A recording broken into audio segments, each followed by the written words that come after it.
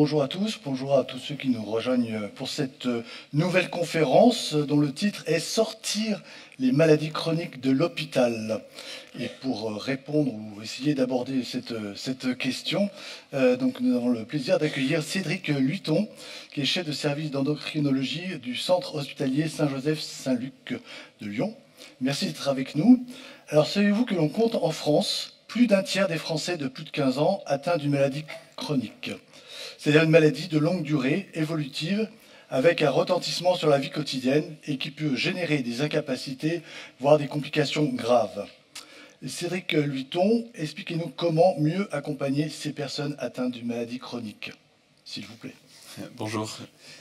Merci pour l'invitation. Effectivement, je vais parler des maladies chroniques avec le thème Sortir les maladies chroniques de l'hôpital. À travers un exemple d'une maison dédiée aux maladies chroniques que nous allons prochainement ouvrir, je vais vous montrer comment on compte s'organiser pour faire autrement et accompagner les malades atteints de maladies chroniques.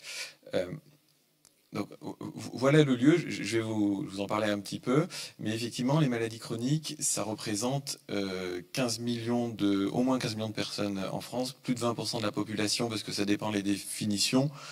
Et c'est une maladie, contrairement aux maladies aiguës, donc qu'on va vivre avec sur le long terme et qui vont avoir un impact sur son état de santé, mais également dans le quotidien. Et l'enjeu de ces pathologies va être d'accompagner les malades au plus proche de leur pathologie, au plus proche avec leur entourage. Et donc, comment est-ce qu'on va s'organiser ?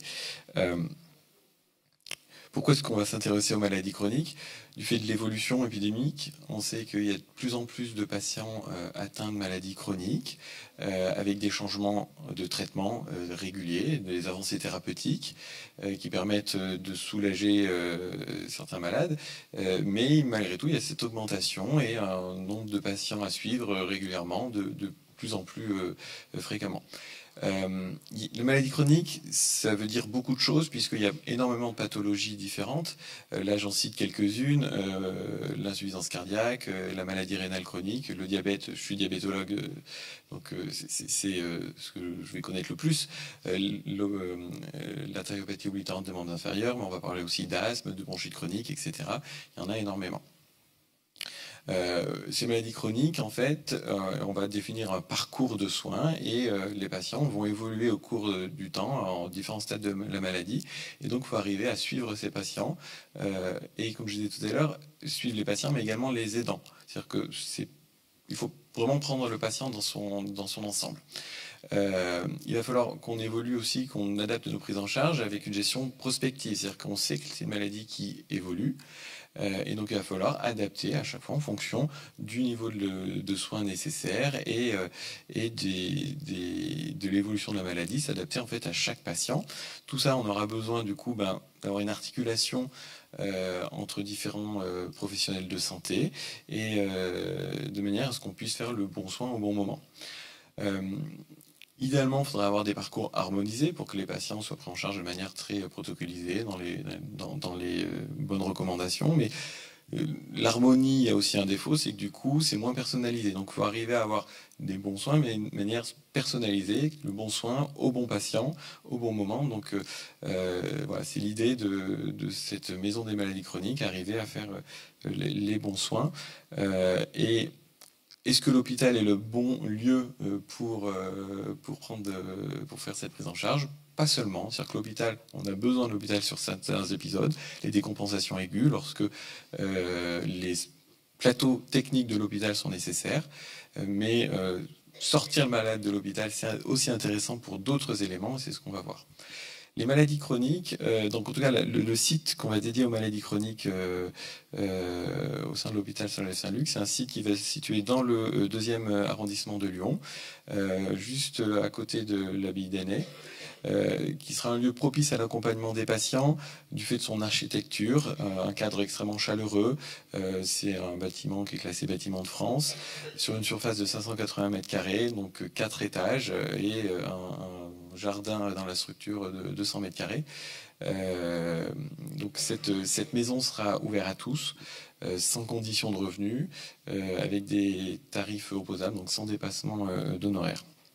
Voilà pour ce qui est de la maison. Donc, pour avoir un petit...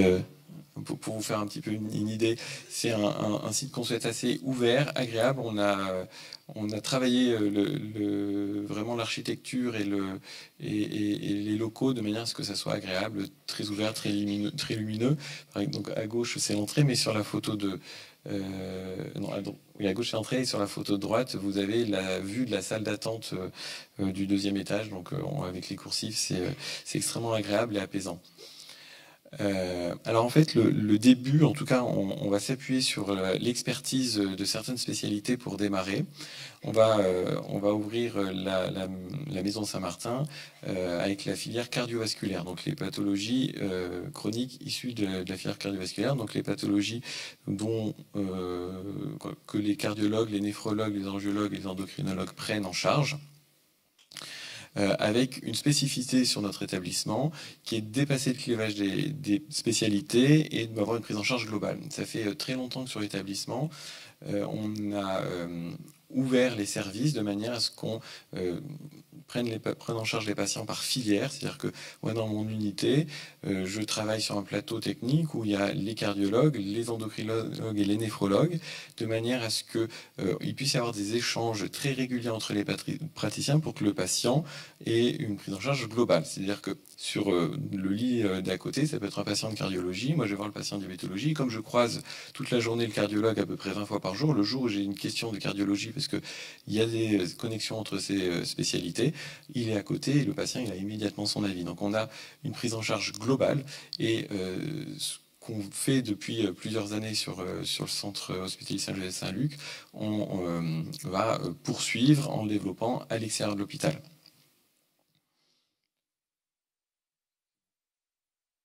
Mais je disais plusieurs spécialités, mais c'est aussi plusieurs professionnels. Et ça, c'est un élément important. C'est-à-dire que c'est pas juste un médecin seul qui prend en charge un patient. C'est une importante valence en éducation thérapeutique avec des infirmières d'éducation. C'est important que le patient comprenne sa maladie, la connaisse et puisse adapter ses traitements, adapter son mode de vie. Et donc là, une présence très importante des infirmières dans la prise en charge des maladies chroniques. Ces infirmières de pratique avancée, c'est un peu moins connu. C'est un métier qui est en France depuis 2 ans. C'est des infirmiers diplômés, après un certain nombre d'années d'exercice, ont une formation de 2 ans supplémentaires à la faculté pour pouvoir prescrire et renouveler des médicaments sur les maladies chroniques stabilisées.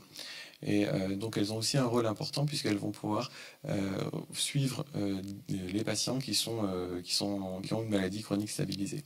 Également les psychologues, puisqu'on sait que les maladies chroniques jouent beaucoup dans l'environnement et donc il y a quelquefois des moments où on est un peu moins bien et du coup l'aide de la psychologue est toujours bienvenue.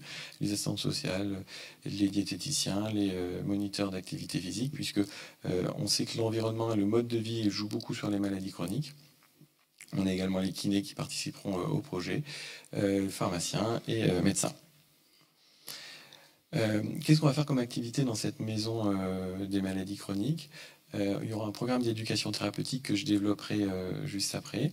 Un espace de consultation donc, qui sera au 2e étage avec des consultations, donc, comme je disais, d'endocrinologie, de néphrologie, d'angiologie, de cardiologie et de diététique, ainsi que des infirmiers de pratique avancée. Une prise en charge de la douleur qui sera au 3e étage et de la dialyse, des séances de dialyse au sein de la maison Saint-Martin. Le programme d'éducation thérapeutique se veut innovant. Pourquoi innovant ?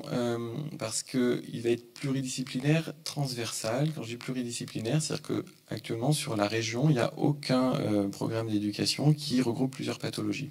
Or, il n'est pas rare qu'un patient qui présente du diabète ait également de l'insuffisance rénale ou une insuffisance cardiaque.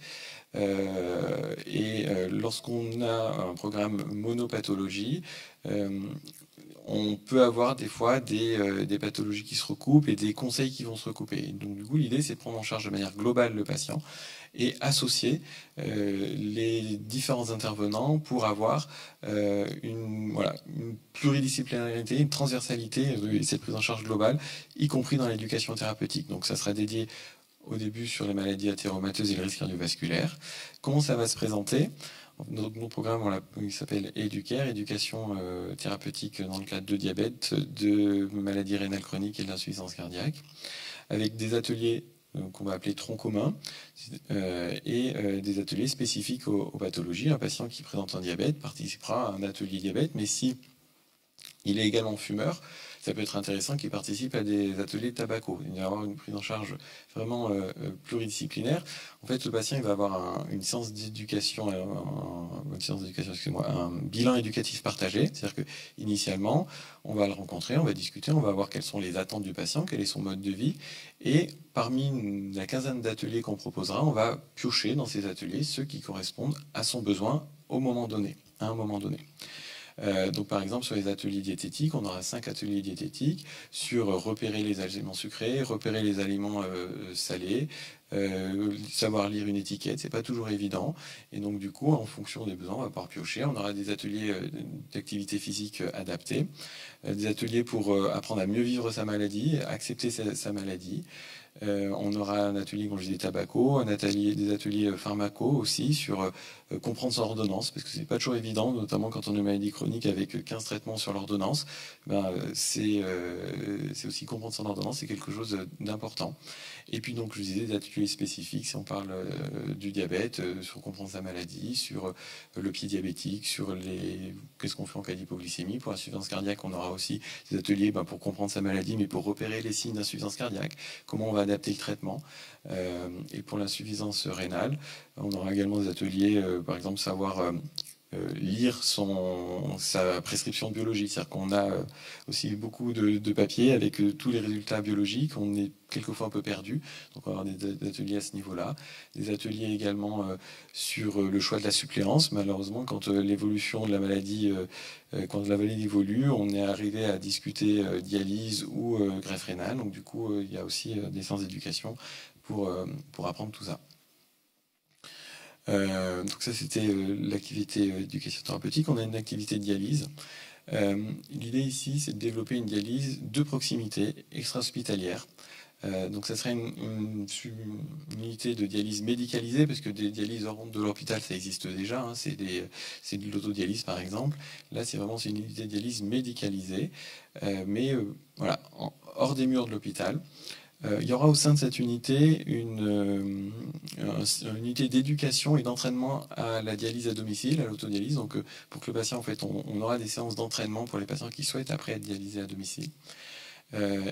Cette dialyse sera réalisée par la même équipe médico-soignante de celle de l'hôpital Saint-Joseph-Saint-Luc, de manière à ce que les patients, s'ils vont moins bien, s'ils nécessitent des soins plus techniques à l'hôpital, puissent être transférés sur le centre hospitalier.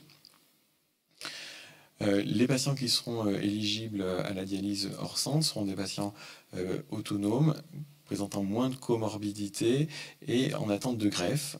C'est extrêmement important. La dialyse, c'est un traitement lourd et lorsqu'on peut greffer, c'est toujours une plus-value pour le patient. On pense avec la maison Saint-Martin réduire la part anxiogène de l'hôpital. On sait que l'hôpital c'est extrêmement anxiogène, donc du coup on peut aider aussi certains patients avec le fait de délocaliser peut aider. Il y aura 9 postes, une salle avec 3 postes, donc la photo c'est la vue de la salle des 3 postes, et puis une salle avec 5 postes et une salle individuelle. Enfin, on aura le centre de la douleur qui sera situé au 3e étage. Actuellement, le centre de la douleur du centre hospitalier Saint-Joseph-Saint-Luc se situe juste à côté de l'hôpital, hein, dans la rue à côté, sur la rue Rollin. Donc c'est une équipe de 4 médecins, d'une infirmière et d'une psychologue. L'idée, c'est vraiment s'éloigner de l'hôpital. On sait que dans le cadre de la douleur, notamment la douleur chronique, il y a un effet anxiogène de l'hôpital, de la blouse blanche et de tout ce qu'on peut imaginer dans un hôpital. Donc ce cadre beaucoup plus apaisant, je pense, sera bénéfique sur la prise en charge des patients avec des douleurs. On aura aussi du coup des consultations au 2e étage, donc des différentes spécialités dont j'ai parlé tout à l'heure sur le cardiovasculaire, sur les infirmières d'éducation et pratiques avancées. Les perspectives, c'est ouverture à la fin de l'année, dernier trimestre 2022.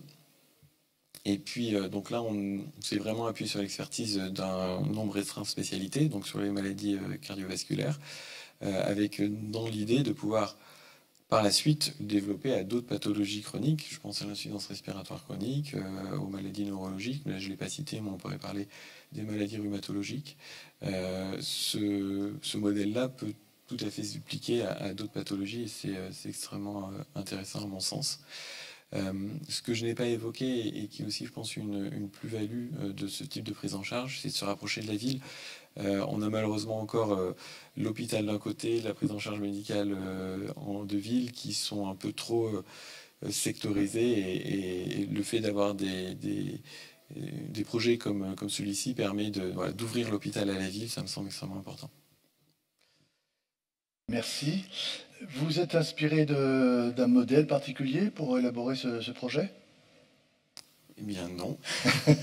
C'est venu tout seul comme ça? Non, c'est venu tout seul comme ça. Non, je pense que c'est venu alors, le côté, parce que finalement dans ce projet il y a plusieurs pans, hein. Il y a la pluridisciplinarité, il y a sortir de l'hôpital qui était le titre, mais c'est pas que ça. Sur le côté pluridisciplinaire, c'est un peu notre plus-value. C'est quelque chose qu'on fait depuis longtemps, et ça, pour moi, c'était important de le dupliquer. Le côté de sortir de l'hôpital, non, c'est plutôt l'évolution en fait de la médecine. L'hôpital, en tout cas moi je considère dans ma spécialité en tant que diabétologue, lorsqu'un patient vient à l'hôpital, pour moi c'est un échec. C'est-à-dire que visiblement j'ai pas fait ce qu'il fallait pour pas qu'il vienne à l'hôpital. Donc évidemment il y en a besoin, mais en tout cas il faut faire tout. Il faut tout mettre à disposition pour que le patient puisse être équilibré au mieux et éviter les décompensations.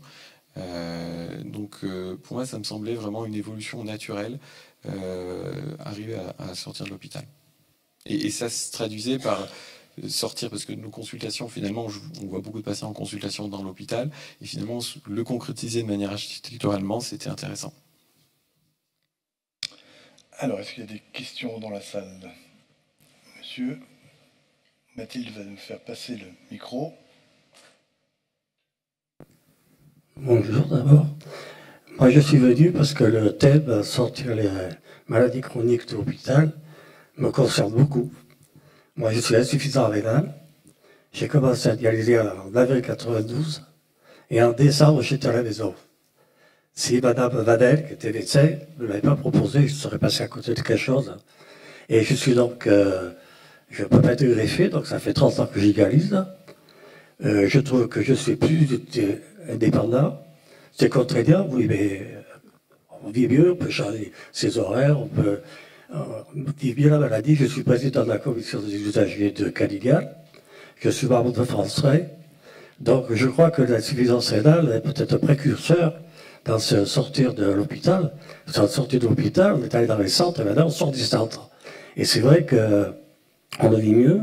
Moi, ce que je suis pas si expert aussi, quand je reçois des gens qui sont en attente de greffe ou même qui ne seront pas dialysés, je parle beaucoup, je prône la dialyse à domicile. Je pense qu'avec pour la famille, bon, après c'est un choix personnel, hein. Moi il y a des non dialysés encore, mais des insuffisants rénaux, ils sont venus à la maison pour voir comment j'étais organisé, et je crois qu'on est encore en retard ce sujet par rapport aux pays nordiques, et mais je crois que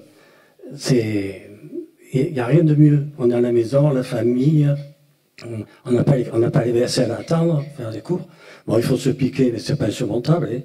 Je veux dire, il y a beaucoup de... Alors moi, je fais toujours la dialyse 3 fois par semaine, parce que ça fait 30 ans. On va dire tous les jours, 2 fois par jour. Bon, c'est encore une avancée, je veux dire. Et c'est vrai, si on peut le faire pour d'autres maladies chroniques, ça peut faire que de... Et puis on peut partir aussi financièrement, hein. Je veux dire, la dialyse à l'hôpital est plus chère que dans un centre, et ça revient encore moins cher à la maison. Ça fait partie du jeu, hein. Je veux dire, c'est pas fixé là-dessus. Mais je crois que... Et moi, je me bats pour ça. Tantôt, je suis toujours parti en vacances, même quand j'ai commencé en avril, en juillet, je suis parti. Mais partout dans les centres où je parle de la dialyse à domicile, mais ouais, mais il faut se piquer, ça amène la maladie à la maison. La maladie à la maison est liée, de toute façon. Mais je veux dire, bon, il faut un aidant, c'est vrai. Mais je veux dire, moi, c'est ma femme qui m'aide. Moi, je me pique, elle m'aide à mettre les raccords, puis après, c'est fini. Je l'apprends à couper si je fais un malaise pour ouvrir le flex, et puis c'est tout, puis appeler le 15, quoi.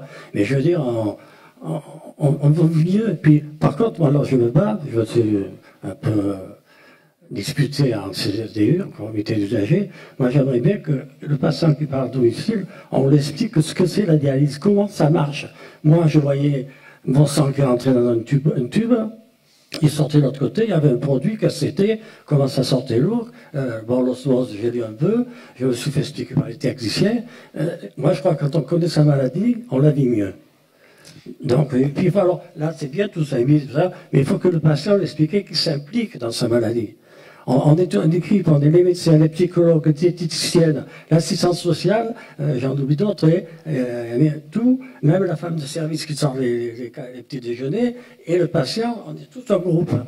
Il faut tous qu'on discute ensemble et qu'on fasse évoluer cette sortie de l'hôpital. Voilà, merci. On va laisser peut-être. Vous avez raison. Hein, vous avez raison de vous battre parce qu'il faut y arriver à sortir de l'hôpital les maladies chroniques. Et effectivement, ça faisait partie d'un des enjeux premiers, c'est-à-dire que on a tout de suite associé ce centre extra-hospitalier à une unité d'éducation à l'autodialyse.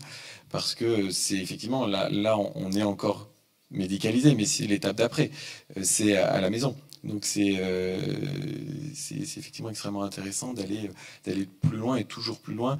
Et vous avez raison quand vous dites que c'est une équipe et que le patient fait partie de l'équipe. C'est comme ça en tout cas qu'on envisage les choses.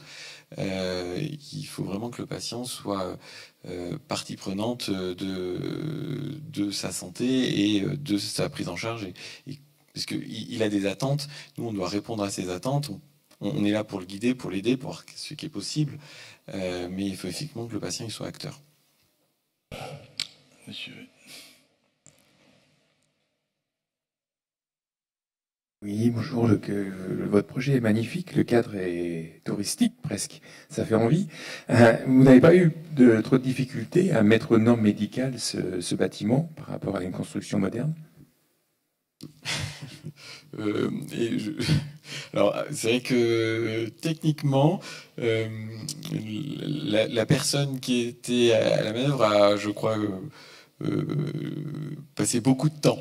Ça a été complexe. Néanmoins, le fait qu'il y ait beaucoup d'espace, parce que c'est quand même très grand, on est arrivé à s'en sortir. Les bureaux de consultation sont bien plus grand que ce qu'on a à l'hôpital. Pour la dialyse, on a tous les flux qui sont mis à disposition comme les normes. Vraiment, techniquement, on a réussi à faire tout ce qu'il faut.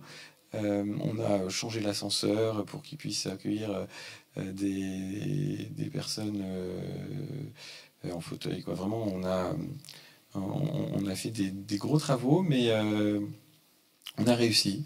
En tout cas, c'est aux normes. On n'a pas hâte, mais franchement, c'est magnifique. Beau projet. Madame. Bonjour. Je vais rejoindre ce qu'avait dit monsieur en première intervention. Moi, je suis infirmière, j'ai fait mon travail de fin d'études sur les pathologies chroniques et l'éducation thérapeutique.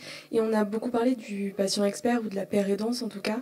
Et je voulais savoir si dans votre projet, avec cette maison, vous pensiez inclure des pérédants dans l'éducation thérapeutique, parce qu'on sait que ça a quand même prouvé d'énormes bénéfices pour ces personnes. Oui, on l'a pensé pour l'instant. On n'a pas encore les personnes, mais effectivement, moi je me suis rapproché de l'asso en tout cas pour la diabéto, et je sais que le docteur Villard, qui est chef de service de la néphrologie aussi, s'est rapproché de certaines personnes pour la néphrologie. C'est pas toujours évident de trouver justement les patients experts, parce que la formation. En tout cas, moi, quand je me suis approché de l'Association française des diabétiques, la formation est extrêmement complexe, avec beaucoup de journées, notamment ça les a déplacés à Paris, et Je pense que là, d'ailleurs, on doit pouvoir faire mieux, et parce que pour avoir plus, en tout cas, il faut arriver à faciliter que les patients experts puissent participer à ce type de projet. Moi, effectivement, c'est mon souhait. Aujourd'hui, voilà, j'ai pas encore de patient expert, mais je désespère pas.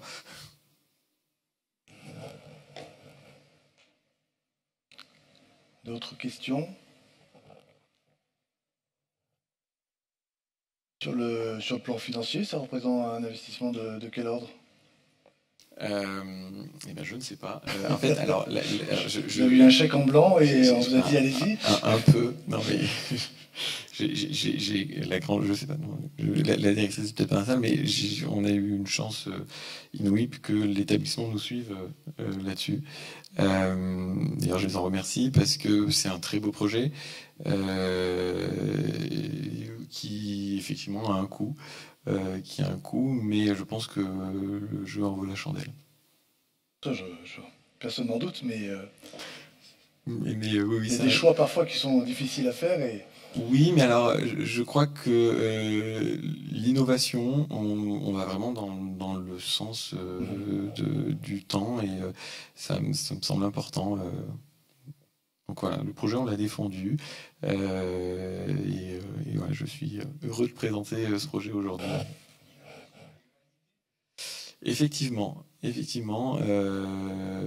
il y a une vraie volonté d'humanité, et en tout cas que ça évolue, que le patient, vraiment, on a voulu que le patient soit au cœur du projet. Le patient et l'aidant aussi. Oui, l'aidant. Alors, le patient est au cœur. On fait une place à l'aidant, effectivement. Après, notamment dans nos séances d'éducation thérapeutique, on convie les aidants. Donc, ils sont présents, mais voilà, vraiment le patient qui est au cœur, oui. Bien sûr. À nous, oui, les conditions de travail, là-bas, je pense qu'on va avoir quelques envieux. Très bien. D'autres questions, madame?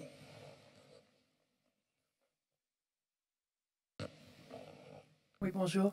Ce matin, on a parlé de la médecine intégrative en parlant du fait d'intégrer d'autres médecines alternatives.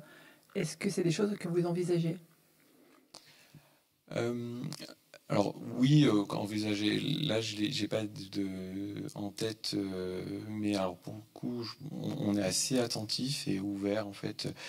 Donc du moment que le patient peut en tirer quelque chose d'intéressant pour sa santé et que ça peut l'aider, moi je vois pas d'opposition, bien au contraire. Après, sur l'établissement, des prises en charge, on a quand même un centre historique de l'homéopathie sur Saint-Joseph-Saint-Luc. Ça, c'est quand même quelque chose qu'on a depuis très très longtemps, et je sais que dans le centre de la douleur, il y a des séances d'acupuncture, il y a d'autres, en tout cas il y a des ouvertures.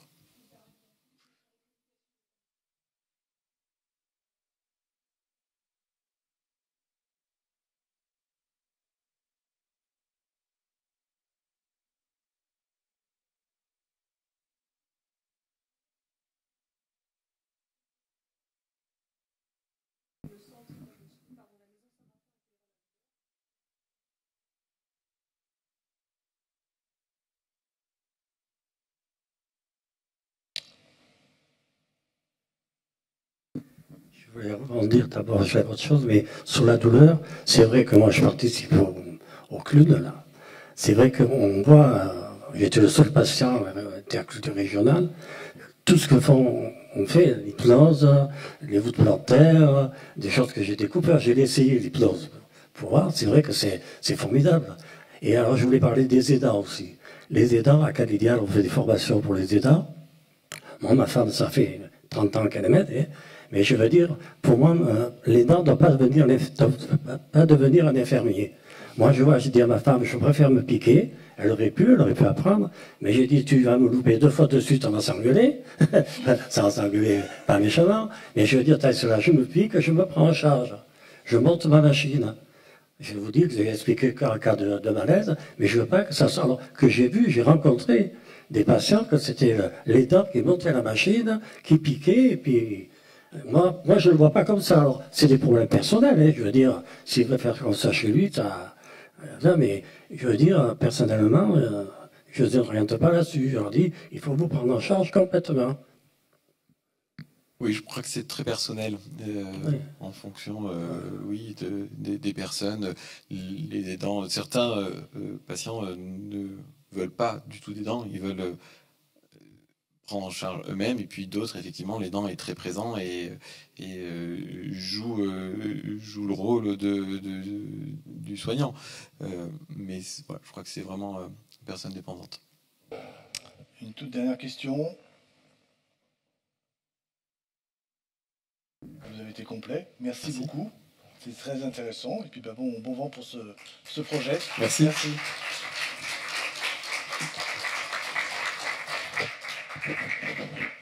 Alors, prochaine conférence dans quelques minutes, consacrée à la résistance aux antibiotiques, l'affaire de tous.